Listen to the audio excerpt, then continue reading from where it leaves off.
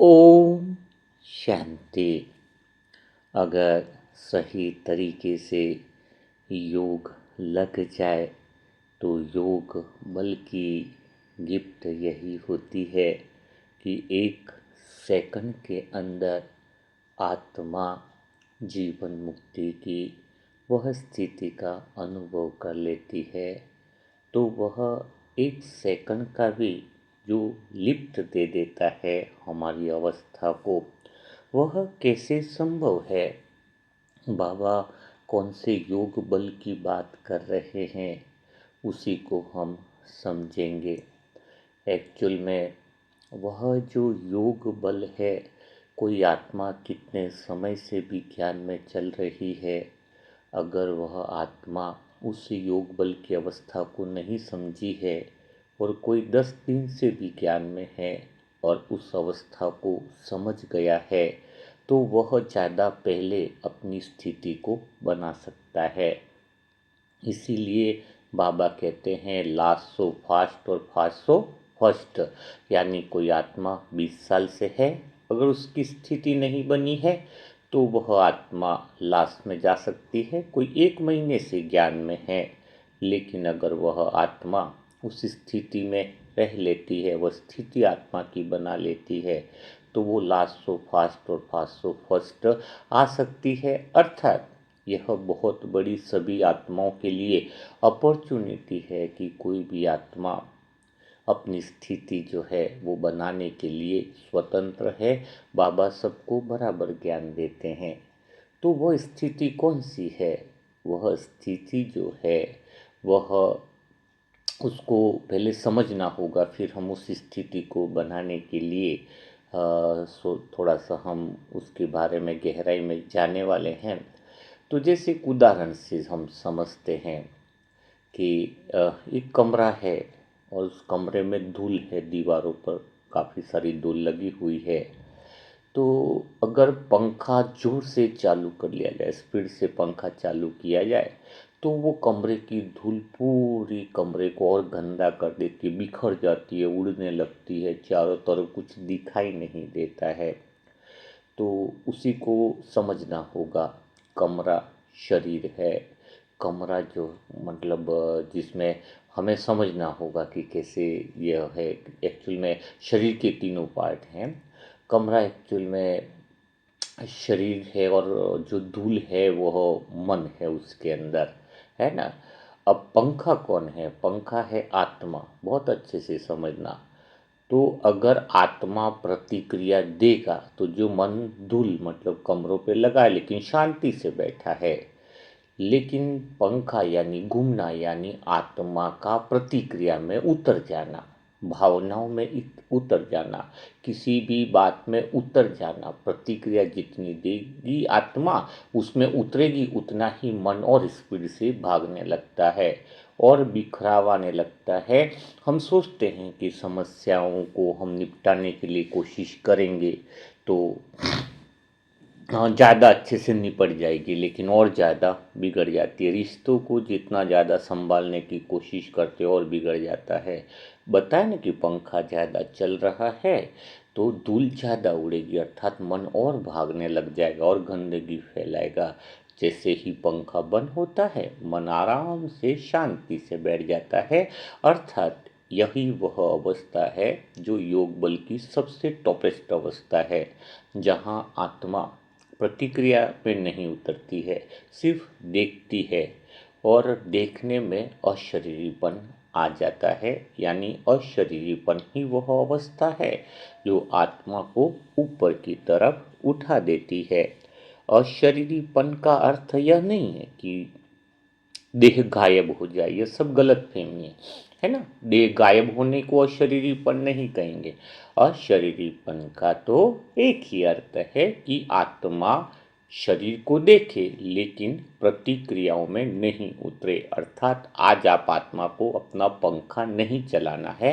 अगर इस स्थिति में तुम रह जाते हो तो सभी काम स्वतः होने लगेंगे। ऐसा नहीं कि काम रुक जाएंगे, है ना। ऐसा कुछ भी नहीं है कि काम रुक जाएंगे, काम और अच्छे से होने लगेंगे, है ना। तो अब अशरीरीपन का अर्थ आप समझ में आ गए हैं। शरीर से कोई बाहर जाने की कोशिश नहीं करनी है। आपको कोई ऊपर उठने का भाव नहीं है ये अशरीरीपन। न हल्का होने की कल्पना भी मत करो कि मैं आत्मा हल्की हो रही हूँ, मैं आत्मा भारी हो रही हूँ, मैं आत्मा ऊपर उठ रही हूँ। धीरे धीरे आप बिल्कुल एक जगह बैठे हो और अंदर से आपको यह साफ होने लगता है कि शरीर एक केवल एक स्थान है जिसको आप देख रहे हो, जहाँ से सब कुछ हो रहा है, पर आप आत्मा उसमें बैठी नहीं है, वह उसे पकड़े भी नहीं है। जैसे आराम से आप उसको देख रहे हो। हाँ, अभी धीरे धीरे आपको उसमें ही देखना है, आत्मा केंद्र बिंदु में है। शरीर जो है उसका चलना हो रहा है, बोलना हो रहा है, सांस चल चल रही है, लेकिन भीतर में आप बैठे हो और यह अनुभव साफ हो रहा है कि यह जो कुछ चल रहा है वह मैं नहीं कर रहा हूँ। यही अशरीरीपन अनुभव चालू होता है। शरीर का गायब हो जाना, दिखना नहीं, ये सब भ्रांतियाँ मत फैलाओ अशरीरीपन का अर्थ है। अशरीरीपन का अर्थ यही है कि पंखा चले नहीं, प्रतिक्रियाओं में उतरे नहीं, और उसकी ऊर्जा से काम स्वतः ही हो रहे हैं, पर वह नहीं है। हाँ, अब बोलना हो रहा, आपका चलना हो रहा, सांसें चल रही है, सब कुछ अपने आप घट रहा है।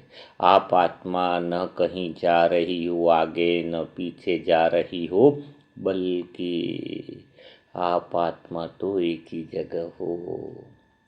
पहले आप आत्मा शरीर के हर अनुभव में जो है वो आप आत्मा घुल जाती थी। कैसे घुल जाती थी?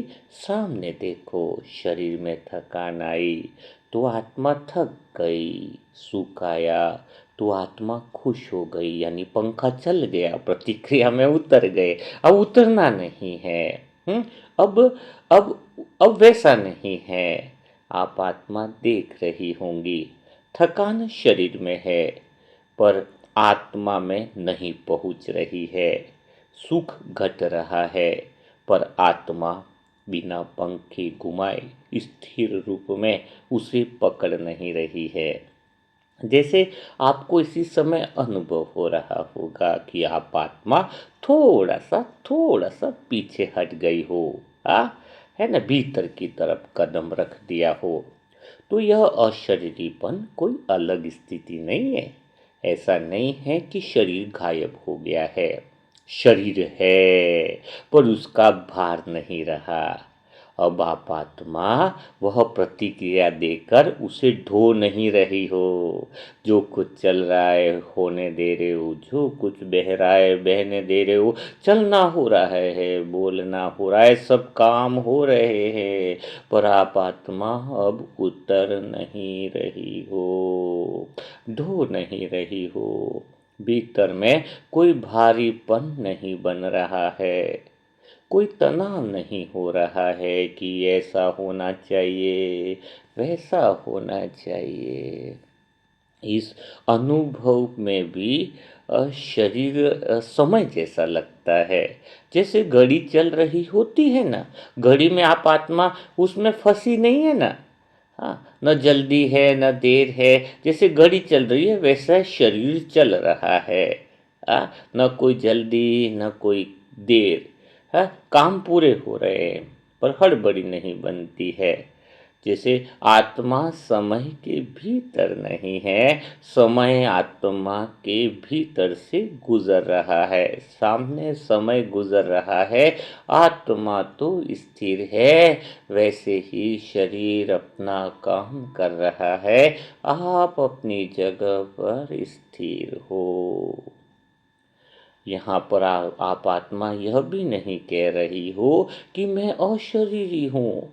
यह शब्द भी नहीं उठ रहा है। बस यह अनुभव प्रैक्टिकल में हो रहा है कि जो देख रहा है, सारी चीज़ों को देख रहा है, वह देह नहीं है। जब आप सब देख रहे हो तो भला देह कैसे हो सकते हो? तो आप देह नहीं है, सिर्फ आत्मा स्वयं देख रही है, प्रत्यक्ष आपको अनुभव हो रहा है। जो सुन रहा है वह देह नहीं है। जो जान रहा है कि अनुभव हो रहा है, लेकिन वह किसी आकार में नहीं है, स्वतः ही बिंदु रूप सत्य अनुभव हो रहा है। खाली देखने वाला मौजूद है, अर्थात शरीर से डिटैच है। जो शरीर को देख रहा है, जो घटनाओं को देख रहा है, जो सुख दुख को देख रहा है, वह भला देह कैसे हो सकता है? इसी स्थिति में इसी पल आपका डर भी ढीला पड़ता जा रहा है, क्योंकि डर हमेशा शरीर से जुड़ा होता है। भविष्य तो शरीर का होता है, नुकसान शरीर का होता है। आत्मा अब की बार आपकी देह के साथ चिपकी हुई नहीं है, तो डर को टिकने की जगह नहीं मिलती है।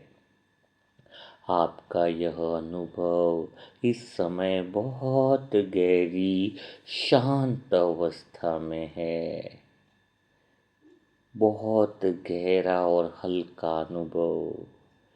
हाँ, पर ऐसा अनुभव है कि आत्मा अपने स्थान पर आ गई है।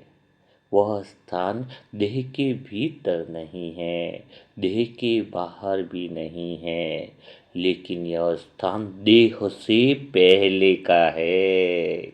इस बात को गहराई से समझो।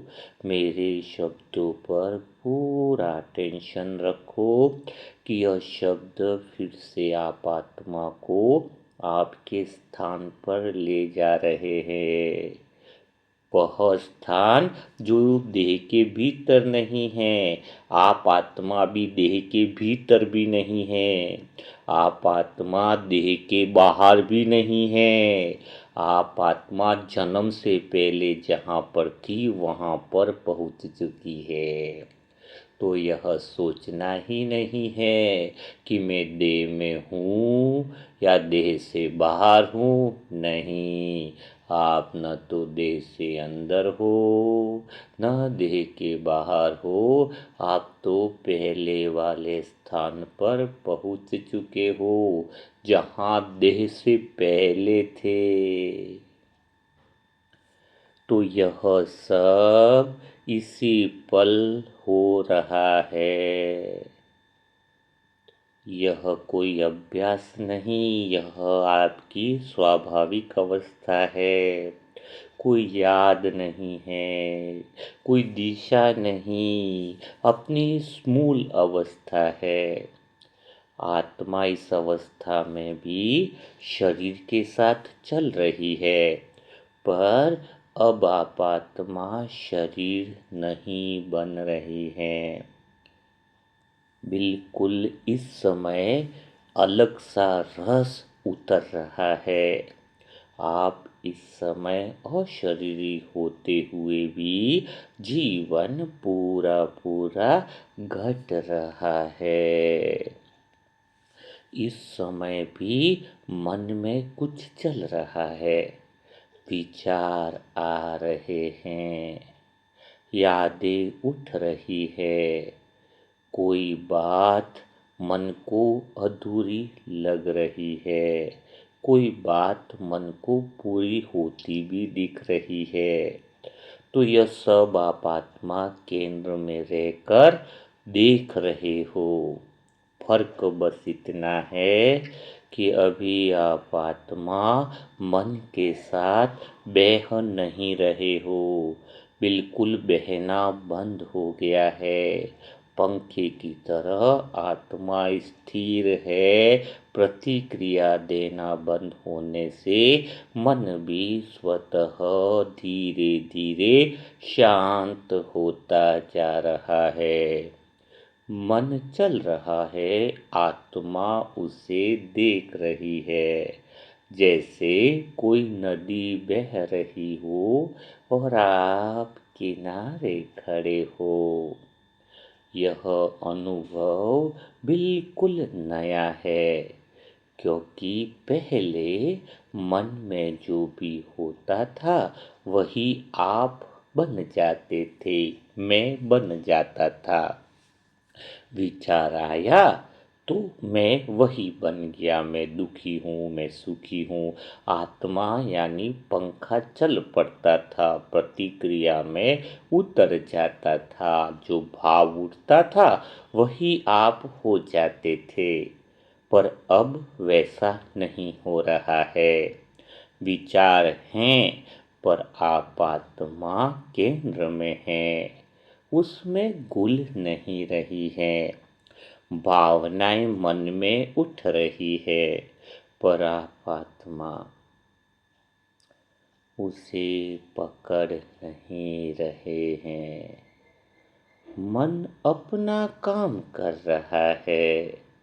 आप आत्मा अपने स्थान पर ठहरी हुई है।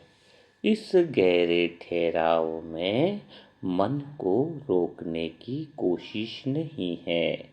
न आपके अंदर ऐसी कोई चाह है कि मन शांत हो जाए। मन जैसा है वैसा चलने दिया जा रहा है।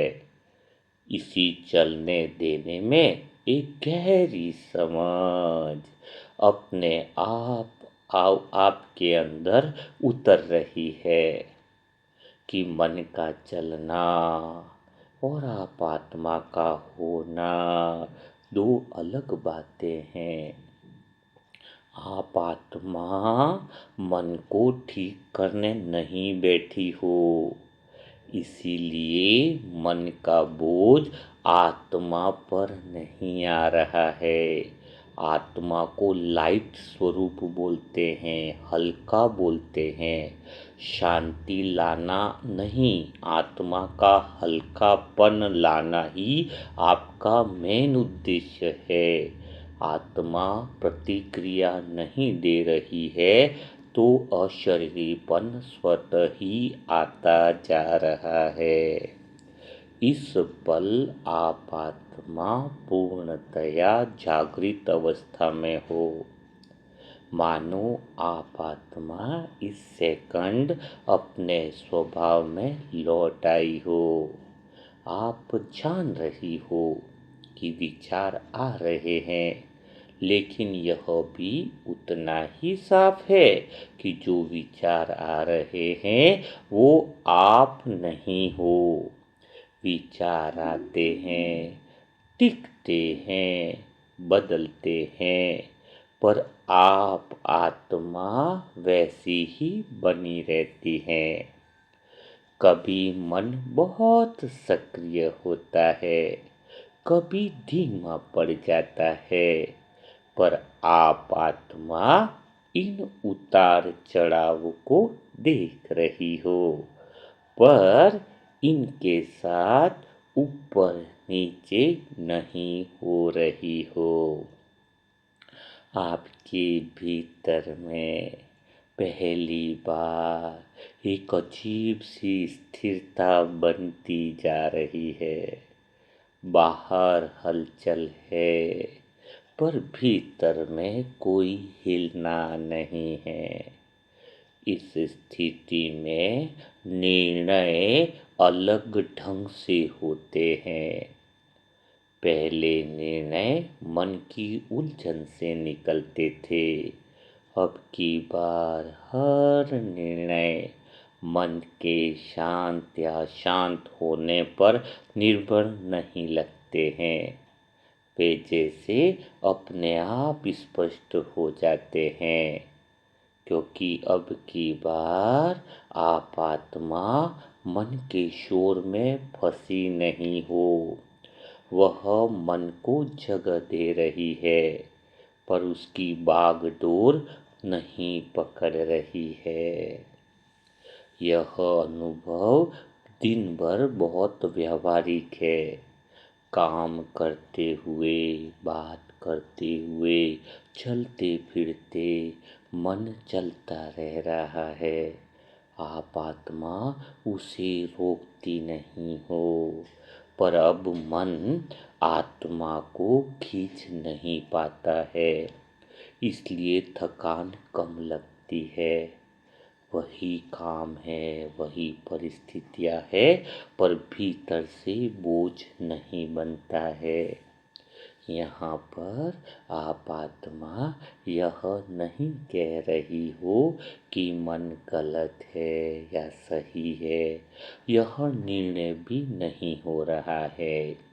मन जैसा है वैसा ही दिख रहा है, और आत्मा बस यह जान रही है कि मन का होना आत्मा के होने का कोई सबूत नहीं, कोई झूठा नहीं, आत्मा को टच नहीं करता है। यह सभी इसी पल में घट रहा है। आत्मा मन को देख रही है, पर मन की भावनाओं में उतर नहीं रही है, मन बन नहीं रही है।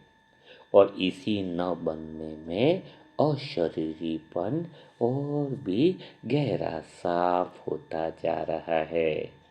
आप आत्मा देह से अलग थी, लेकिन अब मन से भी अलग दिखाई देने लग रही हो, और यह अलग दिखाई देने में ही आपके अंदर वह गहरी शांति बिना मेहनत के प्रकट हो रही है।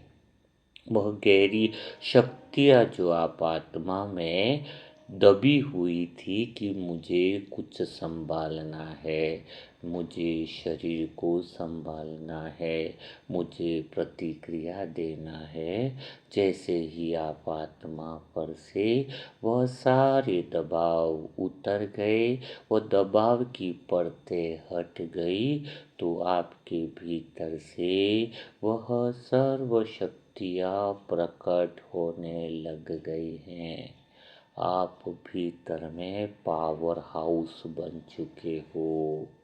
आपके ऊपर से अशुद्ध परतें सारी उतर गई है। आप आत्मा में गहरी समझ आ गई है। अब आप आत्मा से गुणों की शक्तियों की लहरें निरंतर चारों तरफ स्वतः ही निकल रही है। यह ऊर्जाएं, यह शक्तियाँ सब कुछ संभाले रह रही हैं। सब परिस्थितियाँ स्वतः ही ठीक होती जा रही हैं। सभी निर्णय स्वतः ही स्पष्ट होते जा रहे हैं। आपके रिश्ते स्वतः ही ठीक होते जा रहे हैं। जीवन बहने लगा है, क्योंकि अब उसे कोई रोकने वाला नहीं है। आप मानो बीच में खुद ही रुकावट बन गए थे, अब खुद ही हटने से ऊर्जा का फ्लो चालू हो गया है। दुनिया के कोई भी काम अब रुके हुए नहीं रहेंगे। सारे काम, सारे निर्णय, सारी परिस्थितियाँ आपके ठहराव से, शरीर को खाली देखने से, बिना प्रतिक्रिया में रहने से यह अशरीरीपन न केवल घर की आत्माओं को हल्का कर रहा है, बल्कि संसार को भी हल्का करने के निमित्त बन रहा है। आप आत्मा अंदर से जितनी जितनी हल्की होती जा रही हो, उतना ही रिश्ते मधुर बनते जा रहे हैं, समाधान निकलते जा रहे हैं, प्रकृति बदलती जा रही है। आसपास का वायुमंडल बिना मेहनत के स्वतः ही स्वाभाविक रूप से आपके ठहराव से, आपके पावर पावर हाउस से स्वतः ही बदलता जा रहा है। आप परम धाम का पावर हाउस बन गए हो। आपकी ऊर्जा से अन्य आत्माओं के बल्ब भी जलने लग गए हैं। सबकी तार ठीक होने लग गई है। आपका स्वयं के साथ गहरा रिश्ता होने से, वह ठहराव होने से, आपका सत्य के साथ रिश्ता प्रकट होने से बाहर स्वतः ही चमत्कारिक परिणाम आने लग गए हैं। स्वतः ही भगवान के सर्व संबंधों का अनुभव गहरा होता जा रहा है। आपको अंदर से लग रहा है कि भगवान ने मुझे वह दिशा दे दी है जिस दिशा की ज़रूरत थी। भगवान ने आपके जीवन में वह ठहराव लाए हैं जिससे सारे काम स्वतः ही हो रहे हैं। आपके भीतर में बाबा से कोटि कोटि शुक्रिया करने का वह दिल बार बार कह रहा हो कि हे परमात्मा, हे मीठे बाबा, हे मेरे दिल के अजीज दोस्त, हे मेरे प्यारे प्राण प्राणेश्वर, तूने आज मुझे वह दे दिया जिसके लिए जन्म जन्मांतर में आत्मा भटक रही थी।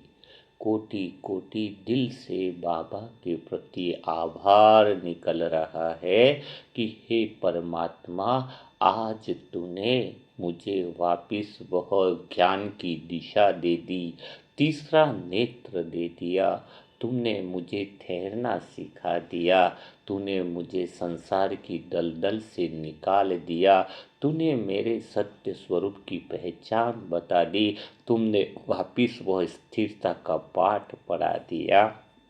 तो स्वतः ही अंदर से भीतर से वह गहरा प्रेम भगवान के प्रति उमड़ रहा है। आपका दिल कह रहा है कि हे मीठे बाबा, हे प्यारे बाबा, यह स्थिति कितनी रमणीक है, यह स्थिति कितनी प्यारी है, जहाँ पर सिर्फ बाबा हैं और आप हो। न कोई समय का बंधन, न कोई स्थिति का बोझ, न रिश्ते निभाने की जिम्मेदारियाँ, न शरीर को चलाने की कोई फालतू बोझ है। सब तरह से आप हल्के हो। सिर्फ आप भगवान के साथ इस पल उपस्थित हो। इस समय भगवान आपको देख रहा है। आप भगवान को देख रहे हैं और कुछ भी नहीं। न कोई बात, न कोई शब्द, न कोई और गहरी विचार, न कोई उद्देश्य। बस आप भगवान के प्रेम में डूबे हुए हो। भगवान भी आपके प्रेम में डूबा हुआ है। भगवान कह रहा है कि मेरे प्यारे लाडले बच्चे, मैं तो तुझे हमेशा से देख रहा हूँ। इसी स्थान पर तेरा इंतज़ार कर रहा हूँ। आज तू आत्मा अपने स्थान पर लौट आई है। मैं बहुत खुश हूँ।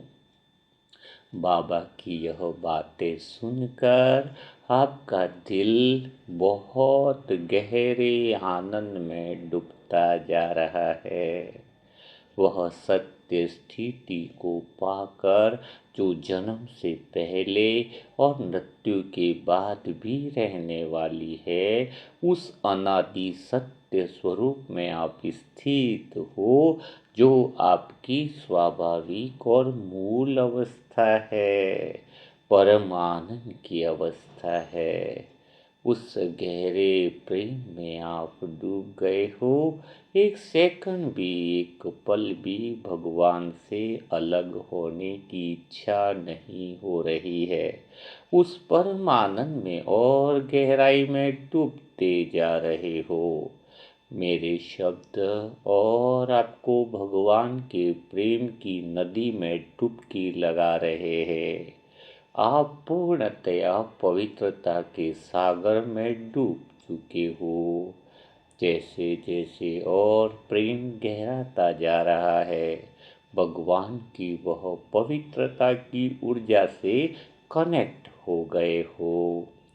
जैसे जैसे मैं संख्या बोलता जा रहा हूँ, वैसे ही आप आत्मा और उस गहराई में डूबते जा रहे हो। आपका पूरा ध्यान मेरे शब्दों पर बना हुआ है, पूरा टेंशन बना हुआ है। भगवान से उतरने वाली वह पवित्रता की लहरें, जैसे ही मैंने 5 बोला, पवित्रता की लहरें आपके भीतर और गहराई से उतर गई हैं।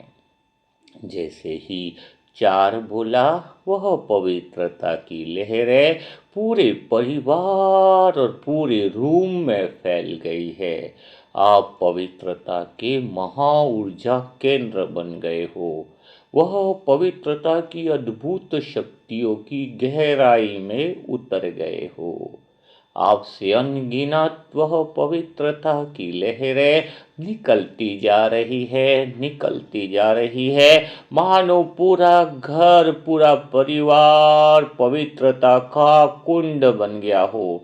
अनगिनत आपका दिव्य स्वरूप बाहर प्रकट हो गया है, पूज्य स्वरूप मानो प्रकट हो गया है, और कुछ सोचना नहीं और कुछ दिखाई नहीं दे रहा है। बस भगवान हो, तुम हो, पवित्रता का सागर हो और तुम हो, और कुछ भी नहीं, न कोई बात, न कोई विचार, न रिश्तों की उलझन, न कोई बोझ।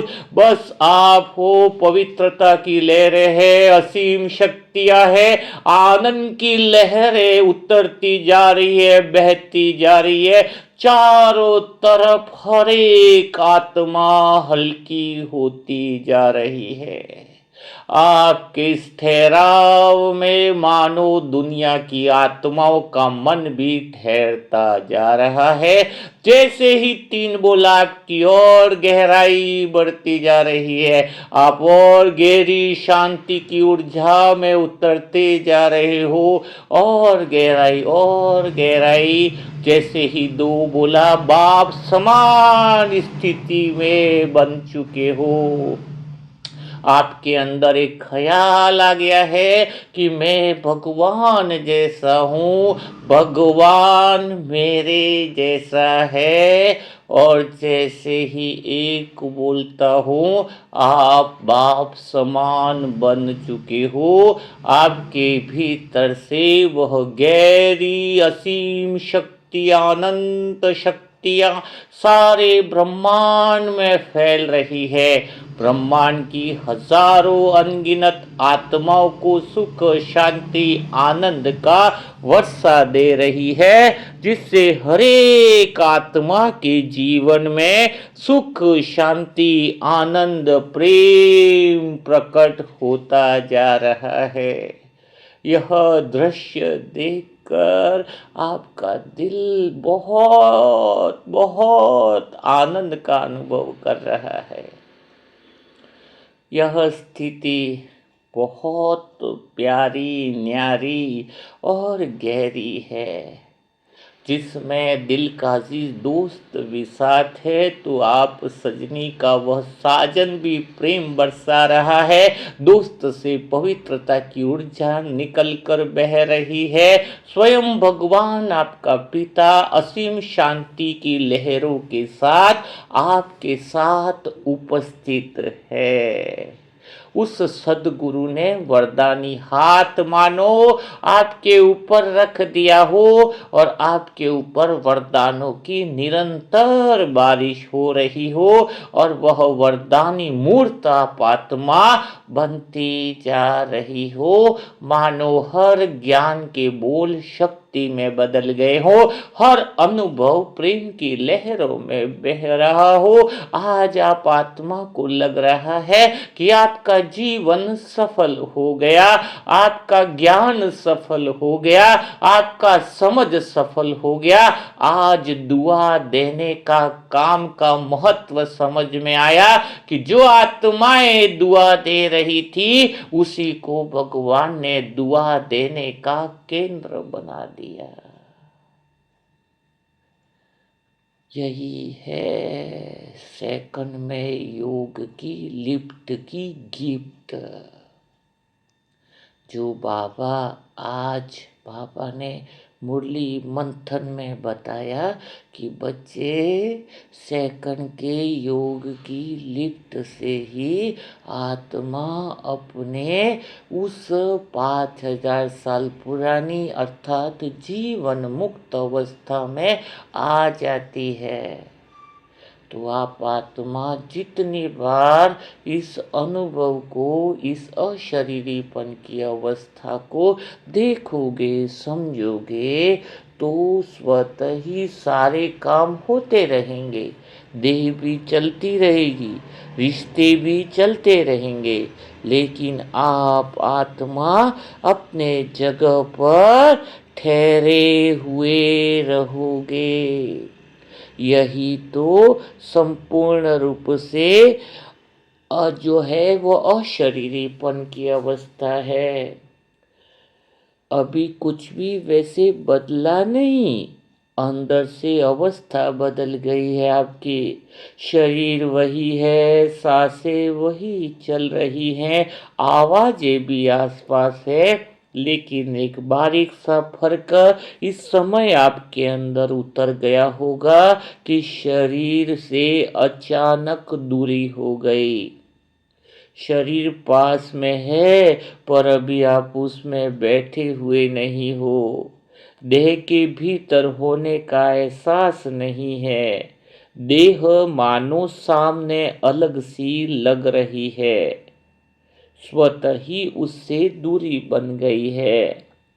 यह अनुभव किसी मेहनत से नहीं आया है, यह तो अचानक इस बात से आया है कि आप आत्मा अपनी जगह ठहरी हुई हो, देह से पहले भी थी और देह के बाद भी हो। यह बात, यह अनुभव आपको शरीर से दूर का एहसास करा रहा है। आपका हाथ हिलता है, पलक झपकती है, पर यह सब आपकी ऊर्जा से अपने आप हो रहा है। आप जो देखने वाले हो अब इसमें शामिल नहीं हो। अगर कोई खुशी मन की उछल नहीं रही, कोई शांति मन की फैल नहीं रही, बस एक साफ दूरी है कि आप आत्मा मन के न ठंडे न गरम न हल्की न भारी किसी अनुभव से अब आपकी पहचान नहीं रही। देह अब पहचान नहीं लगती, किसी के नाम को याद करने की जरूरत नहीं लगती। उम्र हो, भूमिका हो, पुरानी बातें हो, कपड़े की तरह किनारे रखते जा रहे हो। सबसे अजीब बात पहली बार आपने आज महसूस करी होगी कि इस दूरी में भी कोई कमी नहीं है। पहले लगता था कि अगर आप देह नहीं है तो आप क्या हो। अब यह सवाल ही नहीं उठ रहा होगा, क्योंकि जो है वह किसी सवाल का इंतजार नहीं करता। यह शरीरीपन कोई योग की अवस्था नहीं है, यह बाहर निकलना भी नहीं है। बस यह अंदर से समझ आ जाए कि कभी आप देह के भीतर थे ही नहीं। देह चल रही है, जीवन चल रहा है, लेकिन अभी आप उसमें मानो बैठे हुए नहीं हो। आप सिर्फ देह को चला रहे हो, आपकी ऊर्जा से वह चल रहा है। यह बात पक्की कर लो, मैं देह से पहले भी था, देह के बाद में ही हूं, अर्थात मैं देह को देखने वाला हूं। अब यह भरोसा, यह विश्वास आपके अंदर गहरा होता जा रहा है कि कुछ भी हो जाए आपको कोई चीज टच नहीं कर सकती है। हाँ? तो कितना गहरा अनुभव है। इस समय कुछ भी अलग नहीं किया जा रहा है, शरीर वैसे ही है, सांसें चल रही हैं, लेकिन अब जो है आपको दूरी लगती है। अच्छा, अभी आप आत्मा देह से अलग महसूस कर रही होंगी, लेकिन एक बात पक्की ध्यान रखना, जीवन रुका नहीं है। काम वैसे ही हो रहे हैं, बोलचाल भी हो रही हैं, जिम्मेदारियां भी सामने आ रही हैं। फर्क सिर्फ इतना है कि अब आप आत्मा इन सब के पीछे खड़ी नहीं है। पहले लगता था कि अगर आपने ध्यान नहीं दिया, अगर आपने नहीं संभाला तो सब बिगड़ जाएगा। यह डर अपने आप गिर गया है। हाँ? यह अनुभव बहुत आपको चौंकाने वाला लग सकता है कि आप आत्मा कुछ भी नियंत्रण नहीं करो, फिर भी चीजें बिखरेंगी नहीं और स्पष्ट हो जाएंगी, निर्णय और स्पष्ट हो जाते हैं। शब्द बिना सोच समझ के नहीं, बल्कि बिना बोझ के निकलते हैं। जहां पहले जोर लगता था, वहां अब स्वतः ही सहजता आ जाती है। यह सहजता अशरीरीपन का स्वाभाविक फल है। रिश्ते में भी कुछ बदल गया है। सामने वाले वही हैं, परिस्थितियां वही हैं, लेकिन अब भीतर में आपका खिंचाव नहीं रहा। न किसी से कोई ऐसी अपेक्षा भी नहीं रही, या डर भी नहीं रहा। अब आप आत्मा रिश्तों में उतर नहीं रही हो, इसलिए रिश्ते आत्मा पर चढ़ नहीं रहे हैं। इसी कारण रिश्तों की बातचीत में एक गहरी मौन और शांति आ गई है, जो शांति पहले आपके समझाने से नहीं आती थी। कभी कोई समस्या भी अगर आ जाए तो पहले समस्या आते ही मन दौड़ने लगता था, हल निकालने लगता था, सही करना है, बचाना है। लेकिन अब समस्या सामने आती है और आत्मा उसे वैसे ही देखती है जैसे किसी दृश्य को देखा जाता है। आश्चर्य यही है कि आपके देखने में ही समाधान धीरे धीरे उभर कर सामने आ जाता है, बिना तनाव के, बिना जल्दबाजी के। तो अशरीरीपन अब केवल देह से दूरी ही नहीं है, यह परिणामों से भी दूरी बन गया है। सफलताएं तो आत्मा फूल नहीं रही है, असफलताएं तो आत्मा सिकुड़ नहीं रही है। सफलता असफलता दोनों को बिना पंखे की हवा के, अर्थात बिना प्रतिक्रिया के, दोनों को बराबर देखा जा रहा है। इस बराबरी में ही तो अंदर वह शक्तियाँ बाहर निकलती है, जिसको साबित नहीं करना पड़ता है। एक भरोसा स्वतः ही पैदा होने लगता है। जीवन को ठीक करने की ज़रूरत नहीं लगती है, जीवन अपने आप चलने लगता है, क्योंकि अब आत्मा प्रतिक्रिया बनकर रास्ते में नहीं खड़ी है। वह आत्मा अब रास्ते से मानो हट गई है। यह अनुभव आपको इसी समय हो रहा हो, कुछ खोने का डर नहीं। आप आत्मा जहाँ खड़ी हो वहाँ से तो कोई हटा भी नहीं सकता है, क्योंकि यह जगह आपने कोई पाई नहीं है, यह तो आप आत्मा का मूल स्वभाव है। इसी अशरीरीपन में प्रेम अपने आप बहने लगता है।